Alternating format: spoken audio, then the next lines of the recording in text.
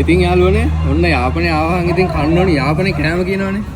ඇවිල්ලා ඉන්නේ දැන් අපි අම්මාච්චියකට යාපනයේ. ඉතින් මම ඉස්සෙල්ලාම ගත්තා පිට්ටුකොත්තු. ඊට පස්සේ කිරියාප්ප තියෙනවා. ඊට පස්සේ මේ පිට්ටුකොත්තු එකට හම්බුණ සාම්බාරු හොද්ද. ඊට පස්සේ තව ගත්තා වඩයක් ගත්තා. උඳු වඩේ තියෙනවා. ඊට පස්සේ මේක උඩ බැලුම් කියලා කියන්නේ මොහොන්දගම් ටැමිල් වලින් කියන්නේ. මේකේ නම මතක නැහැ. This is cutlet. තෝස జాතියක් මේක. එතකොට කිරියාප්ප තියෙනවා. ඉතින් අපි එකක් කාලා බලමු මේකට උඩ බැලුම් කියලා කියන්නේ. මේක කඩලා උඩ බලාගෙන තමයි කන්න තියෙන්නේ. මොකද නැත්තම් මේ ටික වැටෙනවා.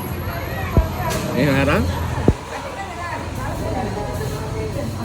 සුපිරි. මේ ඔක්කොම රහයි මේවන අපි කාලා තිනවා සාමාන්‍යයෙන්. මේ කට්ලට් මේක දින්නේ පැණි රහක් තියෙන්නේ. මැද තියෙනවා මුද්දරක් පලන් දාලා තියෙනවා. මා රහයි. ඉතින් එහෙනම් කාලේ වෙලා මම රිවිව් එකක් දෙන්න. එහෙනම් බයි.